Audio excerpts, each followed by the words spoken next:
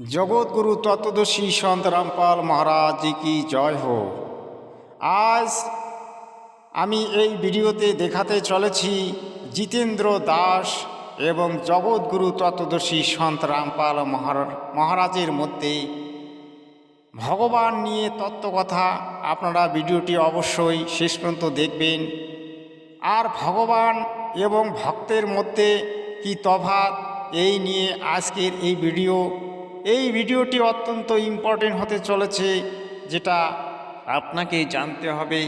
তাই ভিডিওটিতে শেষ পর্যন্ত থাকবেন এবং চ্যানেলটিকে সাবস্ক্রাইব করবেন। শ্রী কৃষ্ণকে কেন ভগবান বলা হয়? শ্রীকৃষ্ণই ভগবান নয়, ভগবান অনেকগুলো আছে। শ্রীকৃষ্ণ পরমেশ্বর ভগবান। শিবকেও ভগবান বলা হয়, নারদকেও ভগবান বলা হয়, ব্যাসদেবকেও ভগবান বলা হয়। ভগবান মানে ছয়টা ঐশ্বর্য, যাদের মধ্যে আংশিকভাবেও আছে সেও ভগবান। এবারে আমরা শুনব জিতেন্দ্র দাসের শ্রীমুখ থেকে ভগবান কাকে বলে এবং ভগবানের ঐশ্বর্য কী কী। আপনারা অবশ্যই ভিডিওটিতে শেষ পর্যন্ত থাকবেন, আর পারলে চ্যানেলটিকে সাবস্ক্রাইব করে নেবেন। আমি আপনাদের জন্য এই ধরনের ভিডিও নিয়ে আসি, আর আপনাদের জন্যই ভক্তিতত্ত্ব এবং ভক্তিতত্ত্বের মূল কথা আর ভগবানকে এই সমস্ত তত্ত্ব আমি নিয়ে আসি সৎসাহে। সমগ্র যশ, সমগ্র ঐশ্বর্য, সমগ্র শ্রী, সমগ্র বৈরাগ্য, সমগ্র তেজ, শ্রী, জ্ঞান, বৈরাগ্য, ঐশ্বর্য কি প্রভু? ছয়টা কি কি? বীর্য, হ্যাঁ রাইট, বীর্য। হ্যাঁ এই তো এই যে ছয়টা যার মধ্যে আছে তিনি ভগবান। ছয়টার যদি আংশিক পরিমাণও থাকে তিনি ভগবান। আর কৃষ্ণ কেবল ভগবান নয়, ঈশ্বর পরম কৃষ্ণ সচ্চিদানন্দ বিগ্রহ স্বয়ং ব্রহ্ম। ভক্তগণ, আপনারা এতক্ষণ ধরে শুনলেন জিতেন্দ্র দাসের মুখনিসৃত বাণী। তিনি শ্রীকৃষ্ণকেই পরম ঈশ্বর বলছেন, কিন্তু এবার জগৎগুরু তত্ত্বদর্শী সন্ত রামপাল মহারাজজি পরম ঈশ্বর কাকে বলবেন এবং পরম ব্রহ্ম কাকে বলবেন তার তত্ত্ব আমরা তার শ্রীমুখ থেকে শুনব। তিনি হচ্ছেন এই বিশ্ব ব্রহ্মাণ্ডের, এই পৃথিবীর তত্ত্বগুরু। তিনি একমাত্র তত্ত্বদর্শী গুরু, আর এই পৃথিবীতে দ্বিতীয় কোনো তত্ত্বদর্শী গুরু নেই। তাই আজ আমরা তার শ্রীমুখ থেকে শুনব সেই অমৃত বাণী, যার বর্তমান ভারতবর্ষে 12টি আশ্রম আছে এবং নেপালেও একটি আছে।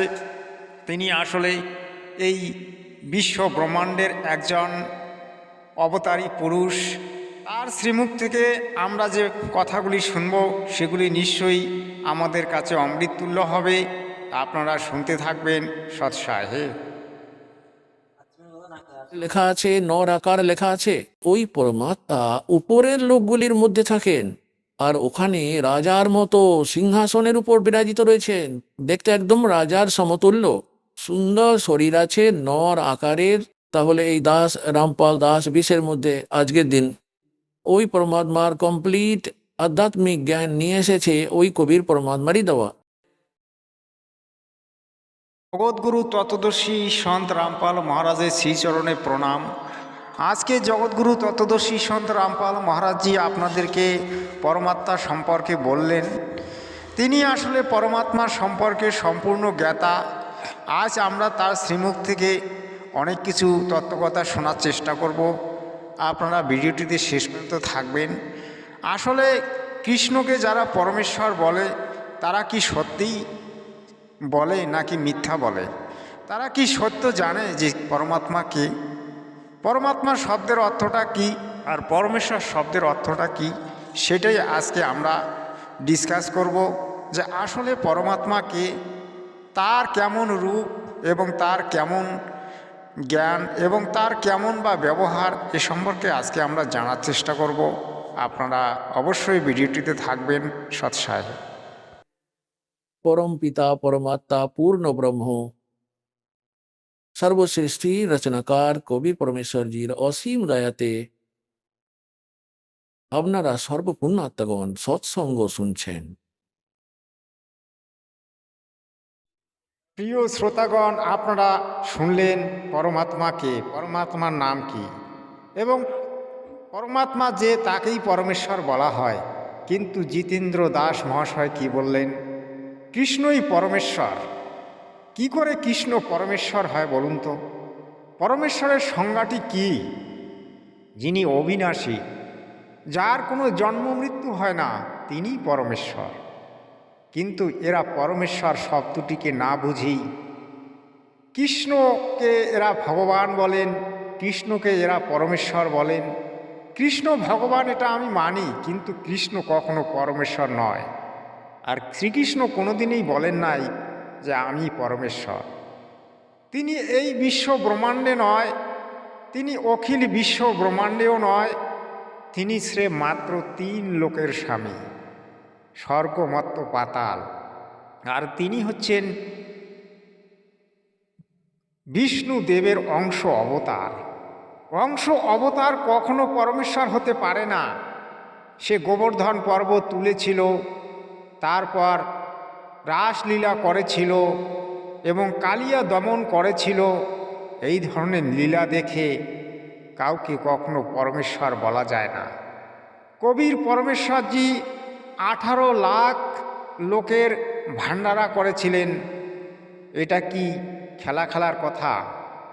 তারা পরমাত্মা প্রাপ্তির জন্য সাধনায় লেগে আছে, তারা তো সাধনা ভুল করছে। শ্রীমদ্ ভগবদ গীতা অধ্যায় নম্বর 16-তে শ্লোক নম্বর 23 আর 24-এ এর প্রমাণ আছে যে শাস্ত্র বিধিকে ত্যাগ করে যে মন গড়া আচরণ করতে থাকে, যে মন মর্জি পুজোগুলো করতে থাকে, যেগুলো শাস্ত্রতে প্রমাণিত নয় সেই সাধনাগুলো করতে থাকে, তার না তো কোনো সুখ প্রাপ্ত হয়, না কোনো সিদ্ধি প্রাপ্ত হয়, আর নাই বা তার পরম গতি প্রাপ্ত হয়। অর্থাৎ প্রিয় শ্রোতাগণ, আপনারা শুনলেন, যারা শাস্ত্র বিরুদ্ধ সাধনা করে তাদের কোনো গতি হয় না, তাদের কোনো মুক্তি হয় না, আর তারা কোনো ফল লাভ পায় না। কারণ ফল পেতে গেলে আপনাকে গাছটি রোপণ করতে হবে, গাছটির গোড়ায় জল দিতে হবে, গাছটিকে যত্ন করে বড় করে তুলতে হবে, তারপর গাছটি যখন বড় হবে তারপর সে ফল দেবে, তাই তো? কিন্তু শ্রীকৃষ্ণকে যদি আপনি পরমেশ্বর বলেন, তাহলে শ্রীকৃষ্ণ পরমেশ্বর হতে পারে না। কারণ দেবতা আর পরমেশ্বর এর মধ্যে অনেক তফাৎ আছে। পরমেশ্বর তাকেই বলা হয় যার মধ্যে পূর্ণ ঐশ্বর্য আছে। ওই 6টি ঐশ্বর্য নিয়ে কেউ পরমেশ্বর হতে পারে না। অনন্ত কোটি বিশ্ব ব্রহ্মাণ্ডের শক্তি যার মধ্যে আছে সেই পরমেশ্বর। আর এই 6টি গুণ নিয়ে এরা বলছে 6টি গুণ নিয়ে শ্রীকৃষ্ণ জন্মেছে, বা 6টি গুণ শ্রীকৃষ্ণের মধ্যে বিদ্যমান আছে। শ্রীকৃষ্ণের মধ্যে মাত্র 16টি গুণ ছিল। 16টি গুণ নিয়ে কেউ কখনো পরমেশ্বর হতে পারে না। আর এরা যদি বলে শ্রীকৃষ্ণ বিরাট রূপ দেখিয়েছিল, যার 1000টি হাত 1000টি মাথা, এটা সম্পূর্ণ ভুল। কারণ গীতা শ্রীকৃষ্ণ বলেন নাই, গীতা বলেছিলেন কাল ব্রহ্ম, যিনি ওই 21 ব্রহ্মাণ্ডের মালিক, যার দ্বারা এই দেবতা সকলের সৃষ্টি হয়েছে। তাই তিনি বলেছিলেন, অর্জুন, আমার দ্বারাই এই 33 কোটি দেবতা সৃষ্টি হয়েছে, 33 কোটি দেবতার পূজা করলে আমারই পূজা করা হয়। তাই তিনি বলেছিলেন সৎসাহে। ওম দ্বারা প্রাপ্য কোন পরম গতি হয়? ব্রহ্মলোক প্রাপ্ত হয়, কারণ এটা ব্রহ্মের সুমিরন মন্ত্র এটা। আর অষ্টম অধ্যায়ের 16তম শ্লোকে এটা লেখা আছে যে ব্রহ্মলোকে চলে যাওয়া প্রাণীও পুনর্জন্ম আর মৃত্যুতে আসতে থাকে, ওরা পূর্ণ মোক্ষ প্রাপ্ত করতে পারে না। কিন্তু এই কনসেপ্টটা আজ এখানে এতটাই ক্লিয়ার করতে হতো যে এই ওম মন্ত্র এটি হলো ব্রহ্মের। প্রিয় দর্শকগণ, আপনারা শুনলেন ওম মন্ত্রের ব্যাখ্যা। আমাদের প্রত্যেকটা পূজার মধ্যে এবং প্রত্যেকটা মন্ত্রের আগে ওম থাকে, কিন্তু এই ওম কি সে সম্পর্কে পূর্ণ ব্যাখ্যা একমাত্র জগৎগুরু তত্ত্বদর্শী সন্ত রামপাল মহারাজ দিয়েছেন।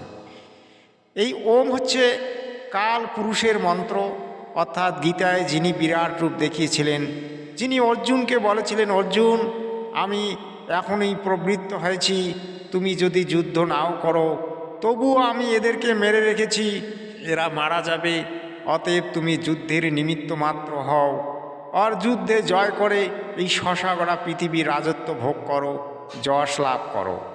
তিনি হচ্ছেন ব্রহ্ম অর্থাৎ কাল পুরুষ। ব্রহ্ম শব্দের অর্থ ব্যাখ্যা আলাদা, অর্থাৎ ব্রহ্ম তাকেই বলা হয় যিনি ক্ষয়দয় বিরহিত। কিন্তু এই ব্রহ্মেরও মৃত্যু হয়, এটা তো তার নাম মাত্র। ব্রহ্ম হচ্ছে আসলে আত্মা। আত্মার কোনো মৃত্যু হয় না। আত্মাকে কেউ কখনো জলে সিক্ত করতে পারে না, আকাশে উড়াতে পারে না। আসলে আত্মাই হচ্ছে ব্রহ্ম। তাই আত্মতত্ত্ব জ্ঞান লাভ যে করে তিনি হচ্ছেন আত্মতত্ত্ববিদ। যিনি পরম তত্ত্ব জ্ঞান অর্জন করেন তিনি হচ্ছেন পরম তত্ত্ববিদ। আত্মতত্ত্ব জ্ঞান লাভ না হলে কখনো পরম তত্ত্ব জ্ঞান হয় না। তাই জগৎগুরু শরণ নিন আর পরম তত্ত্ব ও আত্মতত্ত্ব জ্ঞান লাভ করুন সৎসাহে।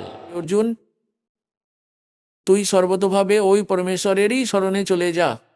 ওই পরমেশ্বরেরই কৃপাতে তুই পরম শান্তিকে আর সনাতন পরম ধামকে প্রাপ্ত হবি।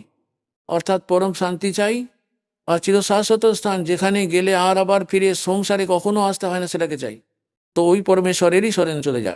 অর্থাৎ গীতা জ্ঞানদাতা থেকে অন্য কেউই হলেন। গীতা জ্ঞানদাতা শ্রীকৃষ্ণ ধরুন আর কালই ধরুন, তিনি বলেছিলেন অর্জুন ওই পরমাত্মার স্মরণে যা। ওই পরমাত্মার স্মরণে গেলে তুই সেই শাশ্বত সনাতন ধামে যেতে পারবি, আর তোকে এই মৃত্যুলোকে ফিরে আসতে হবে না। গীতা জ্ঞানদাতা বলেছিলেন তিনিও তার স্মরণে আছেন। আসলে তিনি গীতায় কিন্তু সেই পূর্ণ পরমেশ্বরের পূর্ণ ব্যাখ্যা তিনি দেননি। এর মধ্যে কারণ আছে, যদি তিনি দিতেন তাহলে মানুষ আর ওই শ্রীকৃষ্ণকে পূর্ণ পরমেশ্বর বলতো না, আর তাকেও মানুষ শ্রদ্ধা করতো না। কারণ এই কাল মানুষকে ধরে নিয়ে গিয়ে খায়, যেটা গীতায় বর্ণিত নেই। তাই তিনি বলেছেন অর্জুন যে আমি প্রবৃত্ত হয়েছি, বর্তমানে তুমি যদি যুদ্ধ নাও করো তবু এদেরকে মেরে রেখেছি, আর এদেরকে ধরে নিয়ে গিয়ে আমি দণ্ড দেব, আমি এদেরকে গ্রাস করব, সেটা কিন্তু গীতায় স্পষ্ট লেখা আছে। অর্জুন বলেছিলেন যে হে ভগবান, তোমার মুখের মধ্যে সকল যোদ্ধাগণ প্রবেশ করতেছে, আর তুমি তাদের দাঁতের মধ্যে আটকে রেখে তাদেরকে চাবাচ্ছ, তুমি কে? তখন ওই ব্রহ্ম বলেছিল আমি কাল, আমি মহাকাল, আমি বর্তমানে প্রবৃত্ত হয়েছি এই পাপীদেরকে বিনাশ করার জন্য। তাই তিনি বারবার বলেছিলেন যে আমি যুগে যুগে অবতীর্ণ হই পাপীদের বিনাশ করার জন্য, ধর্মকে স্থাপন করার জন্য। তিনি এভাবেই ধর্মকে স্থাপন করেন এবং পাপীদেরকে ধ্বংস করেন। এটাই ছিল আজকের ভিডিও। আপনাদের কেমন লাগলো আপনারা কমেন্টসে জানাবেন। সৎসাহে।